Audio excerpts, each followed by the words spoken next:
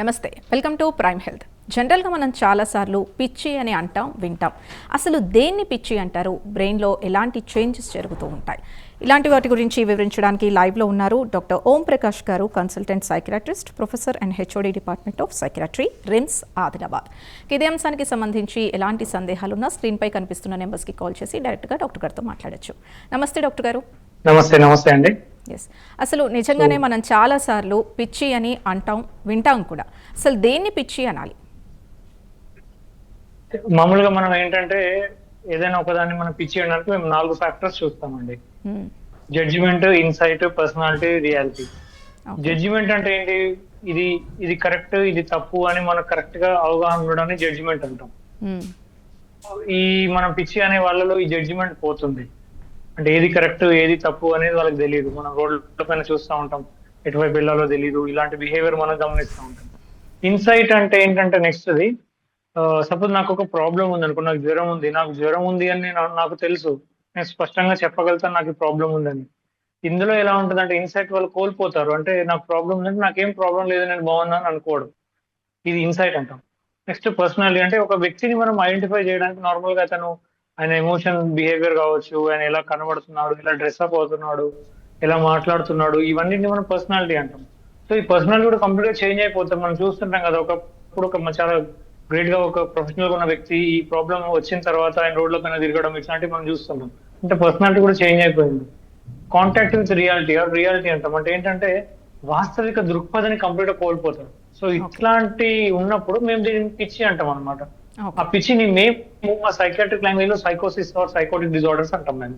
Okay, అంటే మీరు different stages చెప్పారు. అసలు ఏ స్టేజ్ లో ఎందుకు ఈ స్థితికి వెళ్తారు? అంటే స్టేజెస్ అంటే మనం బేసిక్ గా ఒక ప్రాబ్లం స్టార్ట్ అయ్యాక ఒకవేళ మనం ఇమ్మీడియట్ గా ట్రీట్మెంట్ తీసుకోకపోవడము, కేర్ తీసుకోకపోవడం జరిగితే మనం చూస్తున్నటువంటి ఎక్స్ట్రీమ్ పేజెస్ మనం చూస్తాం అనమాట. సో దీనికి మనం ట్రీట్మెంట్ లోకి అంటే మనకి నేను చెప్పాను కదా, ఈ పిచ్చి లాంటి లక్షణాలు కనబడ్డప్పుడు వెంటనే ట్రీట్మెంట్ కి రావడం అనేది మంచిది అనమాట. ఓకే, అలాగే సైకోసిస్ అంటే ఎలాంటి వ్యాధులు ఉంటాయి ఇందులో? ప్రముఖంగా నేను చెప్పాను కదా, జడ్జిమెంట్, ఇన్సైట్, పర్సనాలిటీ, రియాలిటీ ఇవి డిస్టర్బ్ అయినప్పుడు మనం దీన్ని సైకోసిస్ ఆర్ సైకోటిక్ డిజార్డర్స్ అంటాం. ఇందులో మనం ప్రముఖంగా 2 డయాగ్నోసిస్ మనము బుక్ లో మాట్లాడతాం. ఏంటంటే ఒకటి షిజోఫ్రెనియా అంటాం, ఇంకోటి డెల్యూజనల్ డిజార్డర్స్ అంటాం. ఓకే, ఈ షిజోఫ్రెనియా అంటే ఏంటంటే దీంట్లో మల్టిపుల్ చేంజెస్ ఉంటాయి మనకి. అంటే వాళ్ళు అపనమ్మకాలు కావచ్చు, భ్రమలు, హాలుసినేషన్స్, మాట తీరులో కంప్లీట్ గా చేంజెస్ రావడం కావచ్చు, లేకపోతే నెగిటివ్ సిమ్టమ్స్ అంటే ఎవరితో మాట్లాడకుండా వాళ్ళ ప్రపంచంలో వాళ్ళు ఉండడము, ఇట్లాంటివి మనం షిజోఫ్రెనియాలో చూస్తాం. డెల్యూజనల్ డిజార్డర్స్ అని ఇంకొకటి ఉంటుంది. అందులో ఏంటంటే ఇవి బేసిక్ గా వేరే ఫ్యాక్టర్స్ ఏమి ఉండవు, కానీ ఒకే ఒక అపనమ్మకం ఉంటే దాన్ని పట్టుకొని ఉంటారు అనమాట. సో దీన్ని డెల్యూజనల్ డిజార్డర్స్. ఈ రెండింటిని మనం సైకోటిక్ డిజార్డర్స్ తో మనం క్లాసిఫై చేస్తాం. అంటే మితిమీరిన మూఢనమ్మకాలని అంటారా? అంటే మూఢనమ్మకం కాదండి. ఈ మూఢనమ్మకాన్ని మేము డెల్యూజన్ అనం. మనం మూఢనమ్మకం అనేది చాలా మంది బిలీవ్ చేస్తుంటే మనం దాని మూఢనమ్మకం మనం. అది మనం ఉన్న పరిస్థితుల్లో ఎక్స్పీరియన్స్ చేయలేనటువంటిది, వేరే ఎవరు కూడా దాన్ని ఒప్పుకోనటువంటిది. మనం ఇది కాదు మనం ఎక్స్ప్లెయిన్ చేస్తాం, రియాలిటీ ఇలా ఉండదు కదా అని మనం ఎక్స్ప్లెయిన్ చేస్తాం. అయినప్పటికీ కూడా లేదు, ఇదే నిజం.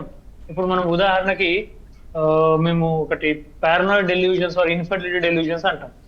అంటే ఏంటంటే ఒక స్త్రీకి వాళ్ళ హస్బెండ్ పైన అనుమానం ఉంది, ఇలా చేస్తున్నాడు, ఇంకెవరితోనో సంబంధం ఉందని. సో ఆ పర్సన్ కి అతని ఫోన్ ఇచ్చి అన్ని చూసుకో, అన్ని మనం ఎంత ప్రూవ్ చేసినా కూడా లేదు, ఇవన్నీ చెప్తున్నా కూడా అది ఉంది. సో అది చాలా స్ట్రాంగ్ గా బిలీవ్ చేయడం అనమాట. అంటే ఇంకెవరికి ఉండదు, అది తనకే ఉంటుంది. సో దీన్ని మనం డెల్యూజన్ అంటాం. ఓకే, మరి ఇలాంటి వారికి ట్రీట్మెంట్ ఎలా ఉంటుంది? సో ట్రీట్మెంట్ అంటే మనము దీనికి ఫస్ట్ పేషెంట్ ని చూసినప్పుడు పేషెంట్ తనకి కానీ తన చుట్టుపక్కల వారికి హాని చేసే విధంగా ఉన్నాడా లేదని మనం అసెస్ చేస్తాం. పెద్దగా అలాంటి ప్రాబ్లం, అంత హాని చేసేటటువంటి సిచ్యువేషన్ లేదు అనుకోండి. సో అప్పుడు మనం ఏం చేస్తాం, యూజువల్ గా ఓపీ బేసిస్ పైన మనం మందులు పెడతాము. వాళ్ళు మందులు వాడుతూ ఉంటే యూజువల్ గా చాలా తొందరగానే మంచిగా అయిపోతా ఉంటారు. ఇక్కడ ప్రాబ్లం వచ్చేది ఏంటి అంటే మనకి చెప్పాము కదా, ఇన్సైట్ ఉండదు అని. అంటే నాకు ఈ ప్రాబ్లం లేదు అని వ్యక్తి అనుకుంటాడు. మా వాళ్ళు ఎవరో తీసుకొచ్చారు, నాకు ప్రాబ్లం లేదని అనుకుంటారు. సో దీనివల్ల ఏమైతే ట్రీట్మెంట్ తీసుకోవడం కోఆపరేట్ చేయరు. ఇదే ఫస్ట్ స్టెప్. మనం ఆ ట్రీట్మెంట్ కి తీసుకోవడమే ఇబ్బంది. కానీ ట్రీట్మెంట్ మనం వాడగానే చాలా క్లియర్ గా మంచిగా అయిపోతా ఉంటారు అనమాట. ఓకే. సో అది ఓపీ బేసిస్. ఒకవేళ అదే వ్యక్తి తనని తను హార్మ్ చేసుకోవడము, వేరే వాళ్ళని అటాక్ చేయడం లాంటివి మనం చూసినప్పుడు అట్లాంటి కేసెస్లలో మనం ఏం చేస్తామనంటే అడ్మిట్ చేసి ఆయనకు మనం ట్రీట్ చేసి ఆయనని కంట్రోల్ చేసి రిజిస్టర్ చేసి ఇలాంటి ట్రీట్మెంట్స్ మనం చేస్తా ఉంటాం. ఇంకొకటి మనం ట్రీట్మెంట్ ఇచ్చినా కూడా సరిగా అవ్వట్లేదు అనుకున్నప్పుడు మనం చాలాసార్లు వింటూ ఉంటాం షాక్ ట్రీట్మెంట్ అంటాం. ఒకవేళ మన ట్రీట్మెంట్ కూడా వ్యక్తి రెస్పాండ్ అవ్వట్లేదు సరిగా అనుకున్నప్పుడు, లేకపోతే కొన్ని రకాల షిజోఫ్రెనియా కండిషన్స్ లలో మనం ఈసీటీ అంటాం మేము, దాని షాక్ ట్రీట్మెంట్, దాంతో కూడా చాలా తొందరగా మంచిగా అయ్యేటటువంటి ఛాన్స్ ఉంటుంది. అల్టిమేట్లీ రావాలి, ట్రీట్మెంట్ తీసుకోవాలి, మనం వ్యక్తిని మంచిగా చేయవచ్చు. ఎస్, అసలు ఇన్పేషెంట్గా జాయిన్ అవ్వాల్సిన పరిస్థితులు వచ్చినప్పుడు మీరు ఎలాంటి ట్రీట్మెంట్తో స్టార్ట్ చేస్తారు? ఫస్ట్ మన సైకియాట్రిక్ పేషెంట్ అయినా కూడా ఫస్ట్ ఆయన ఒక జనరల్ కండిషన్ ని మనం చూసుకోవాలి. అంటే ప్రముఖంగా ఆయన పల్స్ రేటు, బీపీ ఇట్లాంటివన్నీ చూసుకోవాలి. బేసిక్ ఇన్వెస్టిగేషన్స్ మనం చేస్తాం. ఆయన చాలా లొల్లి చేస్తున్నాడు, అరుస్తున్నాడు అనుకున్నప్పుడు మనకు దీంట్లో రిస్ట్రెయిన్స్ అంటాం మేము. 2 రకాల రిస్ట్రెయిన్స్ చేస్తాం, physical restrain, chemical restrain. Physical restrain అంటే మనం ఒక్కొక్కసారి పేషెంట్ అసలు ట్రీట్మెంట్ మనం ఇప్పుడు ఇంజక్షన్ ఇవ్వడానికి కూడా కోఆపరేట్ చేయనప్పుడు ఏం చేయాల్సి వస్తుంది, వాళ్ళందరూ పట్టుకోవడము లేకపోతే చేతులు కాలు కట్టేయడం లాంటివి మనం చేయాల్సి వస్తుంది.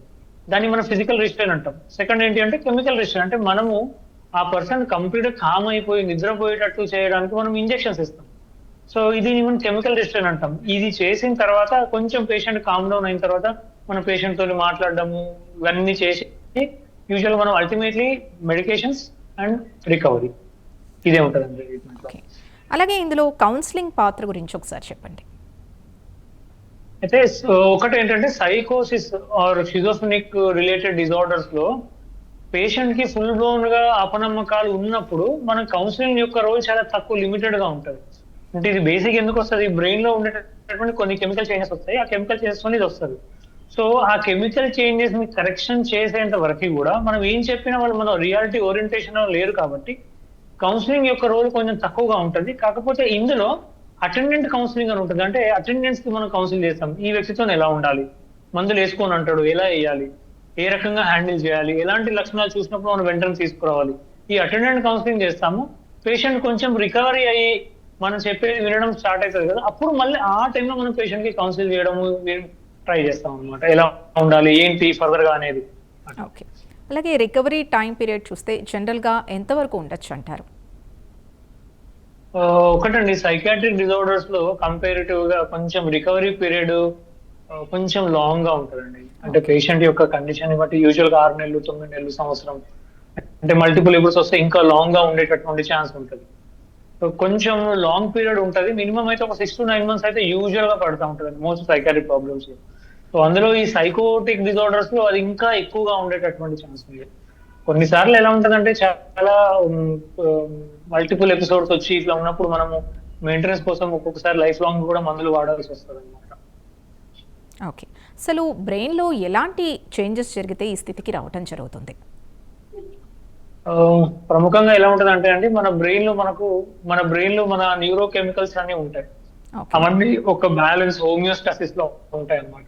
సో ఇందులో జరిగేటటువంటి కొన్ని డిస్టర్బెన్సెస్ మనకు అంటే ఇప్పుడు మన ఎమోషన్ కి మన బ్రెయిన్ లో ఒక కెమికల్ చేంజ్ కారణం, నేను నవ్వడానికి నా బ్రెయిన్ లో కెమికల్ చేంజ్ కారణం, ఏడవడానికి ఒక కారణం, నా కోపం రావడానికి. సో ఇవన్నీ మైల్డ్ గా వచ్చే చేంజెస్ అది మనం కరెక్ట్ చేసేస్తూ ఉంటుంది మన బ్రెయిన్.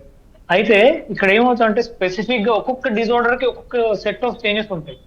అలాగే ఈ సైకోటిక్ డిజార్డర్స్ కూడా మనం ఏం చేస్తామంటే మన బ్రెయిన్ లో డోపమైన్ అనే ఒక న్యూరో కెమికల్ ఉంటుంది, అది కాస్త ఎక్కువగా అవుతుంది. దాంతో పాటు గ్లూటమైట్ అని ఉంటుంది, అది కొంచెం తక్కువైపోతూ ఉంటుంది. ఇంకోటి సెరోటోనిన్ అనేది ఉంటుంది, అది కొంచెం ఎక్కువగా అయిపోతూ ఉంటుంది. అడ్రినలిన్ పెరుగుతుంది. గాబా అనే ఒక కెమికల్ ఉంటుంది, తగ్గుతుంది. దీనివల్ల మోస్ట్ సైకోటిక్ పేషెంట్స్ లలో ఈ న్యూరో కెమికల్ చేంజెస్ వల్ల దానికి సంబంధించిన డోపమైన్ పెరిగితే ఏం సిమ్టమ్స్ వస్తాయి అవి వస్తాయి, సెరోటోనిన్ పెరిగితే ఏమొస్తాయి అట్లా. సో ఈ రకంగా మనం కొన్ని సెట్ ఆఫ్ సిమ్టమ్స్ ని మనం చూస్తూ ఉంటాం. ఈ గాబా తగ్గుతుంది. దీనివల్ల వాళ్ళు ప్రముఖంగా నిద్రపోకపోవడం అనేది మనం చూస్తూ ఉంటాం. మన ట్రీట్మెంట్ కూడా ఈ న్యూరో కెమికల్ చేంజెస్ ఏవైతే మనం చెప్తున్నామో ఈ చేంజెస్ జరుగుతున్నాయి, ఆ చేంజెస్ ని మనం కరెక్ట్ చేసుకుంటా పోతాం. ఎట్లయితే అవి కరెక్ట్ అవుతుంటే అట్లా మన సిమ్టమ్ రిలీజ్ కూడా వస్తుంది. ఓకే. మరి ఇంట్లో వారి పాత్ర ఎలా ఉండాలంటారు? అసలు వాళ్ళు ఎలా హ్యాండిల్ చేయాలంటారు? ఒక్కటండి, మనం ఎప్పుడైనా సరే మనకు మోస్ట్ కేసెస్ లో ఏమైతే కొంచెం ఆ డిఫరెన్స్ కనబడుతూ ఉన్నప్పుడే వాళ్ళు చాలా సార్లు ఏం కాదు తగ్గిపోతుందనో లేకపోతే ఏదో చిన్నగా మాట్లాడుతున్నారని చాలా సార్లు లేట్ చేస్తూ ఉంటారు అనమాట మెడికల్ అటెన్షన్ తీసుకోవడానికి. మనకు డౌట్ వచ్చింది, బిహేవియర్ లో చేంజ్ వచ్చిందంటే ఎర్లీ ట్రీట్మెంట్, అంటే మనం తొందరగా ట్రీట్ చేయడం వల్ల తొందరగా మంచిగా అవుతాడు కూడా. మనం డిలే అవుతున్న కొద్దీ ఎక్కువ ఇబ్బంది అవుతూ ఉంటుంది. సో అటెండెన్స్ ఏం ఇంపార్టెంట్ వాళ్ళు చూసుకోవాలి అని అంటే, ఒకటి safety of the patient, safety of the attendant. అంటే ఆ పేషెంట్ కు ఆ సైకోటిక్ భ్రమలు, హాలుసినేషన్స్ ఇవి వచ్చినప్పుడు వాళ్ళని వాళ్ళు హర్ట్ చేసుకోవడం కావచ్చు, ఆ భ్రమల్లో భాగంగా వేరే వాళ్ళని హర్ట్ చేయడం కావచ్చు, ఇట్లాంటివి జరుగుతూ ఉంటాయి. సో అట్లాంటి సందర్భంలో వాళ్ళ సేఫ్టీ వాళ్ళు చూసుకోవాలి, ఆ వ్యక్తి యొక్క సేఫ్టీ కూడా చూసుకోవాలి. అంటే వాళ్ళ బిహేవియర్ ని గమనిస్తూ ఉండాలి. అవసరమైతే ఒక ఇద్దరు ముగ్గురు రెడీగా ఉండి వాళ్ళు అట్లాంటి ఏం చేసుకోకుండా ప్రొటెక్ట్ చేయడము, వాళ్ళని వాళ్ళు ప్రొటెక్ట్ చేసుకోవడము, ఇట్లాంటి జాగ్రత్తలు కొంచెం తీసుకుంటా ఉండాలి. ఓకే. వాళ్ళు న్యూట్రిషన్ అంటే మంచిగా ఫుడ్ తినడము, ఒక్కొక్కసారి ఫుడ్ కంప్లీట్ గా మానేసి ఇట్లాంటివి చేస్తూ ఉంటారు. సో మినిమం అట్లాంటివి చూసుకోవడం చేయాలన్నమాట. ఓకే. కానీ ఇందాక మీరు అన్నట్టుగా మానసిక పరిస్థితి బాగా లేకపోయినా బాగున్నట్టు ఉంటారు. సో మరి వాళ్ళని మీరు ఎలా డీల్ చేస్తారు? అంటే అది యూజువల్ గా అంటే బాగాలేకున్నా కూడా మనకు పెద్దగా డిఫరెన్స్ తెలియదు. న్యూరోటిక్ డిజార్డర్స్ అంటే మన సైకోసిస్ కిందకి రాదు. అంటే డిప్రెషన్, యాంగ్జైటీ ఇట్లాంటివి మనకు తెలుసు, నాకు బాధ ఉంది. చాలా సార్లు ఏమైతే అంటే సరే నేను మేనేజ్ చేసుకుంటాను, నార్మల్ బిహేవియర్ లో మనకు పెద్ద తేడా ఏం కనిపించదు. అట్లాంటి వాళ్ళు ప్రముఖంగా పేషెంట్ నాకు బాధ ఉంది, నాకు ఇది వాళ్ళే వస్తారు యూజువల్ గా. న్యూరోసిస్ లో పేషెంటే వస్తాడు నాకు బాధ ఉందని. సైకోసిస్ లో పేషెంట్ ఏమంటాడు నాకేం బాధ లేదు, నేను అంతా బాగున్నాను, అటెండెన్స్ తీసుకొని వస్తారు. సో వాళ్ళ కండిషన్ ని బట్టి, సిమ్టమ్స్ ని బట్టి మనం ట్రీట్మెంట్ చేస్తాం. ఓకే. అసలు ఎందుకు ఈ మధ్య చూస్తే మానసిక సమస్యలు అనేవి చాలా మందిలో పెరిగిపోతున్నాయంటారు? ఇక్కడ ఒకటండి, మామూలుగా మనం ఏమంటామంటే 2 రకాల రోల్స్ ప్లే చేస్తాయి ఒక సైకాట్రిక్ డిసీజ్ ఎవాల్వ్ కావడానికి. ఓకే. ఒకటి జెనెటిక్ మేకప్, తల్లిదండ్రుల నుంచి వచ్చినటువంటి జీన్స్, వాళ్ళకి ఆ జెనెటిక్ డెఫిషియన్సీ కావచ్చు, ఆ డిసీజ్ కి సంబంధించిన జీన్ ఎక్స్ప్రెస్ అవ్వడం. అయితే ఈ జీన్ కంపల్సరీ ఎక్స్ప్రెస్ అవుతుందా అంటే దానికి ఒక పర్టికులర్ ఎన్వైరన్మెంట్ సిచ్యువేషన్స్ ఎప్పుడైతే ఆ ఎన్వైరన్మెంట్ లోకి ఈ జీన్ ఎంటర్ అవుతుందో, అంటే సపోజ్ జీన్ ఉంది కానీ ఎన్వైరన్మెంట్ చాలా ప్లెజెంట్ గా ఉంది, ఏం బాధ లేదు, దుఃఖం లేకుండా, అప్పటి వరకు ప్రాబ్లం రాదు. కానీ సేమ్ ఆ జీన్ ఉంది కానీ చాలా క్రిటికల్ సిచ్యువేషన్స్, చాలా బాధాకరమైన పరిస్థితి ఉంది అనుకోండి, ఆ డిసీజ్ ఎక్స్ప్రెస్ అవుతా ఉంటుంది. సో యూజువల్ కామన్ గా అడిగే క్వశ్చన్ ఏంటంటే, ఇప్పుడు మా తల్లిదండ్రులకు లేదు, అంతకు ముందు కూడా లేదు, అయినప్పుడు కూడా నాకెందుకు వచ్చింది జీన్స్ ప్రకారంగా, వాళ్ళకి లేనట్టే కదా అని ఇట్లాంటి యూజువల్ గా మనకు అడుగుతా ఉంటారు. అయితే దీనికి ఇప్పుడు లేటెస్ట్ మెథడాలజీస్ ఏమొస్తున్నాయంటే జీన్ మోడిఫికేషన్స్. అంటే ఇప్పుడు నేను నా లైఫ్ టైం ఎదుర్కొన్నటువంటి సిచ్యువేషన్స్, ఎక్స్టర్నల్ ఎన్వైరన్మెంట్ నా జీన్స్ పైన ఎఫెక్ట్ చూపిస్తుంది. ఆ జీన్స్ లోకి నా ఎన్వైరన్మెంటల్ మెమరీస్ అన్నిటిని ఇన్కార్పొరేట్ చేసుకుంటుంది, ఆ జీనెటిక్ చేంజెస్ చేస్తుంది అనమాట. అది నేను నా స్పెర్మటోజోవా ద్వారా నెక్స్ట్ జనరేషన్ కి పాస్ చేసే ఛాన్స్ ఉంటుంది. అంటే అంతకు ముందు లేదు కానీ ఎన్వైరన్మెంటల్ సిచ్యువేషన్స్ జీన్ లో చేంజెస్ క్రియేట్ చేస్తాయి. అంటే I think your understanding it. Yes yes. Okay. అయితే ఇప్పుడు వీళ్ళకి వస్తుంది, ఆ ఎన్వైరన్మెంట్ సిచ్యువేషన్ బట్టి సింప్టమ్స్ ప్రొడ్యూస్ అవుతాయి. ఓకే. ఇది జెనెటికల్నే తీసుకుంటే అయితే ఇప్పుడు సూసైడ్ టెండెన్సీ కూడా ఇందులోకే వస్తుందా? అంటే ముందు తరం వాళ్ళు ఎవరైనా సూసైడ్ చేసుకుంటే ఆ తర్వాత తరం వాళ్ళకు కూడా ఈ టెండెన్సీ ఉంటుందంటారా? సూసైడ్ అనేది మల్టిపుల్ కాజెస్ లో చేసుకుంటారు. సూసైడ్ అనేది సింగిల్ డయాగ్నోసిస్ కాదు. అది ఇలాంటి సైకోటిక్ డిజార్డర్స్ లో చేసుకోవచ్చు, సివియర్ యాంగ్జైటీలో చేసుకోవచ్చు, డిప్రెషన్ లో చేసుకోవచ్చు. సో దేంట్లోనైనా చేసుకోవచ్చు, ఆ భ్రమంలో భాగంగా ఇట్లా చేసుకోవచ్చు. సో ఆ సూసైడాలిటీ కూడా మనం ఏమవుతున్నామంటే ఒక జీన్ ని మనం ఐడెంటిఫై చేసుకుంటాం. సెరోటోనిన్ ట్రాన్స్పోర్టర్ జీన్ అని ఒక జీన్ ఉంటుంది. ఆ జీన్ ఎక్స్ప్రెస్ అవ్వడం, ఆ జీన్ లో కొంచెం డెఫిషియన్సీస్ క్రియేట్ చేసినటువంటి సిచ్యువేషన్స్ లలో సెరోటోనిన్ లెవెల్స్ అనేవి చాలా తక్కువ అయిపోవడం వల్ల వాళ్ళకి సూసైడల్ థాట్స్ వస్తూ ఉంటాయి. సో ఆబ్వియస్లీ ఇది కూడా అంతే అనమాట. జెనెటిక్ గా ఒకవేళ ఆల్రెడీ వాళ్ళ హిస్టరీలో ఒక సూసైడాలిటీ ఉందనుకోండి, ఇది మనం కొంచెం ఇట్లాంటి కేసు ఇంకా జాగ్రత్త పడాలి, జీన్ ఎక్స్ప్రెస్ అయ్యే ఛాన్స్ ఉంటుందండి. సో సూసైడాలిటీ కూడా జెనెటిక్ ఎక్స్ప్రెషన్ యొక్క రోల్ ఉంటుంది. ఓకే. అసలు ఎలా గుర్తించాలంటారు? అంటే లక్షణాలు ఎలా ఉంటాయి మానసిక స్థితి బాగాలేని వాళ్ళకి, లేదు డిప్రెషన్లో ఉన్న వాళ్ళకి, సైకియాట్రిక్ హెల్ప్ వీళ్ళకి కావాలి అని వాళ్ళని హెల్ప్ చేయడానికి అసలు ఎలాంటి లక్షణాలు ఉంటాయి? సో ప్రముఖంగా మేము సైకియాట్రిక్ ఎస్పెషల్లీ సైకోటిక్ డిజార్డర్స్ లో 2 రకాల సిమ్టమ్ క్లాసిఫికేషన్ 2 రకాలుగా చేస్తామండి. ఒకటి పాజిటివ్ సిమ్టమ్స్, ఒక negative symptoms. So negative symptoms గురించి చెప్తాను. నెగిటివ్ సిమ్టమ్స్ అంటే మనం ఎలా చూస్తామంటే వీళ్ళని ఆ వ్యక్తి తనలో తానుగా ఉంటాడు, ఎవరితో మాట్లాడకపోవడము, చాలా తక్కువగా మాట్లాడడం, ఎలాంటి మోటివేషన్ లేకుండా తనలో తాను ఇలాగే ఉండిపోవడము, ఇట్లా కూర్చొని ఇలాగే చూస్తూ ఉండడము, ప్రపంచంతో కంప్లీట్ కాంటాక్ట్ కోల్పోయినట్టుగా, మాటలు లేవు, మోటివేషన్ లేదు, నడక లేదు, కంప్లీట్ స్లో డౌన్ అయిపోయిన ఒక సిచ్యువేషన్. మన ఎమోషన్ లేదు, అసలు ఆనందం లేదు, బాధ లేదు, ఎలాంటి ఎక్స్ప్రెషన్ లేకుండా ఉంటుంది. ఇది నెగిటివ్ సిమ్టమ్స్ అంటాం. యూజువల్ గా నెగిటివ్ సిమ్టమ్స్ ఉంటే కొంచెం కంపేర్డ్ గా ప్రోగ్నోసిస్ మనం పూర్ అంటాం అనమాట. పాజిటివ్ సిమ్టమ్స్ అంటే మనకు డెల్యూజన్స్ ఉంటాయి. డెల్యూజన్ అంటే అపనమ్మకాలు. అంటే నేను ఇంతకుముందు చెప్పాను కదా, అనుమానం, భార్య పైననో భర్త పైనకి అనుమానం కావచ్చు, లేకపోతే పర్సిక్యూటరీ డెల్యూజన్స్ అంటాం. అంటే ఎలా అంటే ఎవరో నాకు ఏదో చేస్తున్నారు, నాకు చేతబడి చేస్తున్నారనో, లేకపోతే నన్ను ఏదో చంపడానికి వస్తున్నారనో, ఏదో కెమెరాలు పెట్టి నన్ను అబ్జర్వ్ చేస్తున్నారు, నన్ను వాచ్ చేస్తున్నారు, నాకు వ్యతిరేకంగా అందరూ ఏదో ప్లాన్ చేస్తున్నారు. ఇది పారనాయిడ్ కిందికి వస్తుంది అనమాట. రెఫరెన్స్ అంటే ఎవరైనా మాట్లాడుకుంటుంటే వీళ్ళు ఏదో నా గురించే మాట్లాడుకుంటున్నారు, నన్ను పోలీసులు ఏదో అరెస్ట్ చేయడానికి వస్తారు, ఇట్లాంటి డెల్యూజన్స్ ఉంటాయి. ఇంకా గ్రాండియోస్ అంటే నాకు చాలా విపరీతమైన బలం ఉంది, నాకు ఇంకేదో ఐడెంటి, నేను ఒక హనుమంతుడనో, నేను ఒక హల్క్ ననో, నాకు చాలా పవర్ ఉందని, నాకు చాలా ఆస్తులు ఉన్నాయని, నాకు ఇంకేదో అతీంద్రియ శక్తులు ఉన్నాయని, ఇట్లాంటి భ్రమ పడతా ఉంటారు అనమాట. ఇలాంటి భ్రమలు. ఆ ఆ, ఇంకా కొన్ని భ్రమలు ఎలా ఉంటాయంటే నాకు ఒక పర్టికులర్ రోగం ఉంది, నాకు ఈ క్యాన్సర్ అనే రోగం ఉంది, డాక్టర్స్ ఎవరు గుర్తుపట్టట్లేదు. సో ఇవన్నీ డెల్యూజన్స్ ఉంటాయి. దీంట్లో పాజిటివ్ సిమ్టమ్స్ అంటాం. ఇంకొకటి హాలుసినేషన్స్. హాలుసినేషన్స్ అంటే ఏంటంటే లేనిది ఉన్నట్టుగా ఊహించుకోవడం. అంటే అక్కడ ఎవరు లేరు కానీ అక్కడ ఎవరు ఉన్నట్టుగా కనబడడం, ఎవరో మాట్లాడుతున్నట్టుగా వినిపించడం, అక్కడ ఎవరు ఉండరు, ఆ మాట్లాడడం ఇతనితోనే మాట్లాడుతున్నట్టు, లేకపోతే తనలో తాను మాట్లాడుకుంటున్నట్టుగానో, అక్కడ ఏం లేకుండా నాకు ఏదో స్మెల్ వస్తుంది అని చెప్పడము, నాకు నా చేతుల పైన ఏదో పురుగులు బారుతున్నాయి, నాకు కనబడుతున్నాయి పురుగులు. సో ఇట్లాంటివన్నీ హాలుసినేషన్స్ కిందకి వస్తాయి. థర్డ్ ఏంటంటే స్పీచ్ డిస్టర్బెన్స్. అంటే మనం మాట్లాడుతుంటే ఈయన చాలా తేడాగా మాట్లాడుతున్నాడే, ఆ, సంబంధం లేకుండా మాట్లాడుతున్నాడు, ఏదేదో మాట్లాడుతున్నాడు, చాలా ఎక్కువగా మాట్లాడిస్తున్నాడు, లేకపోతే అసలు ఏం మాట్లాడలేదు, మనం ఒకటి మాట్లాడితే ఆయన ఇంకేదో మాట్లాడుతున్నాడు, మాటకి సంబంధం లేకుండా మాట్లాడుతున్నాడు. ఇట్లాంటి బిహేవియర్ ని మనం ప్రముఖంగా చూస్తాం. సో నేను చెప్పిన లక్షణాలు ఏ లక్షణం కనబడ్డా కూడా మనం కొంచెం ఇది వార్నింగ్ సైన్ గా తీసుకొని మనం డాక్టర్ కన్సల్టేషన్ కి రావాలి. ఓకే. మరి డాక్టర్ని కన్సల్ట్ అయ్యాక మీరు ఎలాంటి టెస్ట్లు చేస్తారు? ముఖ్యంగా విటమిన్స్ డెఫిషియన్సీ వల్ల కూడా ఈ స్థితికి కారణాలు అవుతాయా? అంటే విటమిన్ డెఫిషియన్సీస్ లో కూడా కొన్ని కండిషన్స్ లో ఇలాంటి సిమ్టమ్స్ వస్తాయి. మనం ఫస్ట్ యూజువల్ గా ఏమవుతుంది అంటే, ఒకటి ఈ డిజార్డర్లు కూడా వాళ్ళు సరిగా తినకపోవడం, ఇట్లాంటివి జరుగుతూ ఉంటాయి. సో మనం ఫస్ట్ వచ్చినప్పుడు మన ట్రీట్మెంట్ లో మనము కంపల్సరీ న్యూట్రిషన్ సప్లిమెంట్, మన మల్టీవైటమిన్స్ ఇవన్నీ తప్పకుండా ఇస్తాం మన పేషెంట్ కి.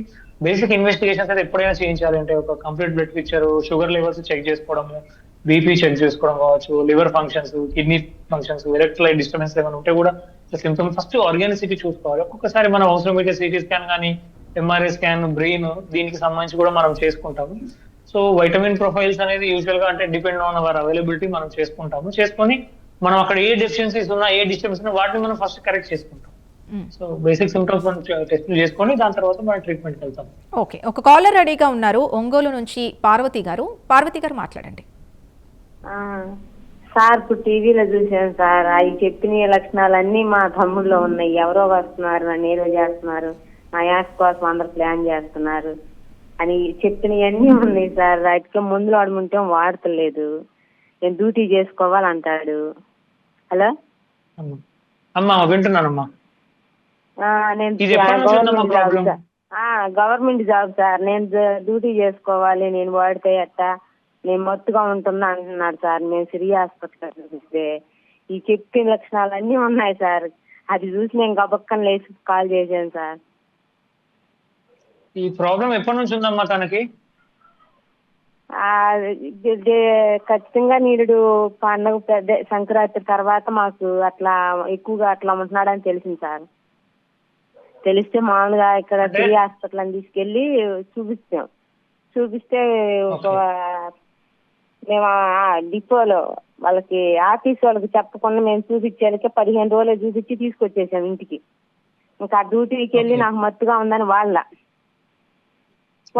మళ్ళీ మొన్న ఒక 5 నెలల క్రితం మళ్ళీ అట్లనే మాట్లాడుతుంటే మళ్ళీ పెట్టాను సార్. మళ్ళీ పెడితే మళ్ళీ వచ్చిన కానీ నాకు మత్తుగా ఉందని వాడు ఈ చెప్పినవన్నీ ఉన్నాయి సార్. నేను గబక్కని ఫోన్ చూసి చేసేసాను. ఎవరో వస్తున్నారు, నన్ను ఏదో చేస్తున్నారు, నా కోసం ప్లాన్ చేస్తున్నారు, నన్ను పెళ్లి చేసుకొని హుణి చేస్తున్నారు, ఇదే అన్ని వాటికి మందులు అంటే మత్తుగా ఉంటున్నాయి అనే వాడట్లేదు సార్. అది ఒక్కటే ఇబ్బంది అయిపోతుంది. మత్తుగా ఉంది, నేను డ్యూటీ చేయాలి అంటే ఏం లేదమ్మా, మనకు కొంచెం కొంచెం ఈ మత్తు లేకుండా ఉన్నటువంటి మందులు కూడా మనం పెట్టొచ్చు. ఒకటి ట్రీట్మెంట్ కు సరిగా కోఆపరేట్ చేయట్లేదు అన్నప్పుడు మాకు ఒక ఆల్టర్నేట్ ఆప్షన్ ఉంటుంది. ఏంటంటే డిపోర్ట్ ప్రిపరేషన్ అమ్మా. అంటే ఇంజెక్షన్ ఇస్తాం. ఆయన మందులు వేసుకోవడానికి ఇబ్బంది పెడుతున్నప్పుడు ఆ కండిషన్ ని కొంచెం కంట్రోల్లో పెట్టడానికి, అంటే 15 రోజులకు ఒకసారి ఇచ్చే ఇంజెక్షన్ ఉంటుంది, 21 days కి వచ్చే ఇంజెక్షన్ ఉంటుంది, 1 month కి ఇచ్చే ఉంటుంది. అంటే మనం సపోజ్ 1 month కి ఇచ్చే 1 month మనం ఇస్తే 1 month ఆ పర్టికులర్ మెడిసిన్ మన బాడీలో ఉండి ఆ వ్యక్తి యొక్క బిహేవియర్ ని కొంచెం కంట్రోల్ చేస్తుంది అనమాట. అంటే ఈ అప్రోచ్ మనం చేయొచ్చు. ఇంకోటి ఈసీటీస్ అంటే షాక్ ట్రీట్మెంట్ అనే అది ఇచ్చినప్పుడు కూడా కొద్ది రోజులు కోఆపరేట్ చేసి అడ్మిషన్స్ కి వెళ్ళి ఈ ఈసీటీ థెరపీ తీసుకుంటే కూడా కొంచెం చాలా తొందరగా దీన్ని బయటకు వచ్చే అవకాశం ఉంటుంది. మనం ఈ మత్తు రాకుండా ఉన్నటువంటి డోసెస్ కూడా ఓన్లీ నైట్ మాత్రమే గోళీలు పెట్టుకొని మత్తు రాకుండా ఆ రకంగా కూడా చేసుకొని మనం చేయొచ్చు, కంట్రోల్ చేయొచ్చమ్మా. మీరు ఒంగోలు అంటున్నారు కాబట్టి అక్కడ దగ్గరలో ఉన్నటువంటి మీకు సైకాట్రీ సర్వీసెస్ ఏవైనా అవైలబుల్ ఉంటే మీరు వాళ్ళని కన్సల్ట్ చేసి ఈ ఇష్యూస్ మీరు చెప్పాలంటే మార్నింగ్ పూట డ్రౌజీగా ఉంటుంది, పని చేసుకోలేకపోతున్నాం, ఇది మెయిన్ రీజన్ అవుతున్నప్పుడు సో దానికి ఆల్టర్నేట్ గా మీ యొక్క రిక్వైర్మెంట్ కి తగ్గట్టుగా కూడా మనం మెడిసిన్స్ పెట్టి దాన్ని కంట్రోల్ చేయవచ్చు అమ్మా. ఓకే, ఇప్పుడు నిజంగానే చాలా మందిలో ఉన్న సమస్య సైకాట్రిక్ రిలేటెడ్ ట్యాబ్లెట్స్ ఏమన్నా వాడితే మత్తుగా ఉంటుంది, వాళ్ళ లైఫ్ స్టైల్ చాలా దెబ్బతింటూ ఉంటుంది. లేదు మత్తుగా లేకుండా మీరు ట్యాబ్లెట్స్ ఇచ్చినా కూడా లాంగ్ టర్మ్లో మెడికేషన్ వాడటం వల్ల వేరే సైడ్ ఎఫెక్ట్స్ ఏమీ ఉండవంటారా? అమ్మా ఒక రూల్ ఉందమ్మా, బేసిక్ గా any medicine that has N effect will have a side effect. ఆ మెడిసిన్ బాడీలో ఏదైనా ఎఫెక్ట్ చూపిస్తోంది అని అంటే because it is showing some effect in it. So A medicine అయినా కూడా సైడ్ ఎఫెక్ట్ ఎంతో కొంత ఉంటది. ఎందుకంటే ఇప్పుడు మనము స్పెసిఫిక్ గా ఒకే ఏరియాని హిట్ చేయాలనుకుంటే అది జరగదు. మనం ఓరల్ గా తీసుకుంటున్నాం, సో మన బాడీ మొత్తం కూడా అది కొంత ఎఫెక్ట్ ఉంటుంది. బట్ ఇప్పుడు మన లేటెస్ట్ గా చాలా కొత్త కొత్త మెడిసిన్స్ వచ్చాయి, అవి చాలా సెలెక్టివ్ గా పనిచేయడానికి, మినిమల్ సైడ్ ఎఫెక్ట్స్ తో ఉండడానికి, మనము పేషెంట్ యొక్క కండిషన్ బట్టి చాలా ఏమంటారంటే సైడ్ ఎఫెక్ట్స్ లీస్ట్ గా ఉండేటటువంటి మెడికేషన్స్ కూడా మనకు రీసెంట్ గా వస్తా ఉన్నాయి. సో వాటి ద్వారా కూడా మనం ఇప్పుడు సిచ్యువేషన్ ని బట్టి మనం చేంజెస్ చేసుకోవచ్చు. సో సైడ్ ఎఫెక్ట్స్ లీస్ట్ గా అంటే మినిమల్ గా పెట్టుకొని మనం ట్రీట్మెంట్ చేసుకోవచ్చు. ఓకే, ఒక కాలర్ రెడీగా ఉన్నారు, చంద్రశేఖర్ గారు. చంద్రశేఖర్ గారు మాట్లాడండి. హలో హలో, నమస్కారం. చంద్రశేఖర్ గారు నమస్తే. నమస్తే. మీ ప్రోగ్రాం చూస్తున్నాను. నేను ఒక 10 ఏళ్ల నుంచి ఇట్లా ఇబ్బంది పడుతున్నానండి. అండి చెప్పండి. హలో వింటున్నాను. హలో డాక్టర్ గారు వింటున్నారు, సమస్య ఏంటో చెప్పండి చంద్రశేఖర్ గారు. అదేనండి, నిద్రపాటం భయంగా ఉంటుంది, ఏందో పోయినట్టుగా ఉంటుంది. అక్కడ గుంటూరు హైవేల నరసింహారావు దగ్గర మందులు ఆడానండి. ఓకే, అయ్యే వాడతా ఉండ ఇప్పుడు కూడా. అవి బారు వాడాలంటారా? అది అంటే ఒక్కటండి, మనము మీకంట మీరుగా మందులు ఎప్పుడు బంద్ చేయకూడదు.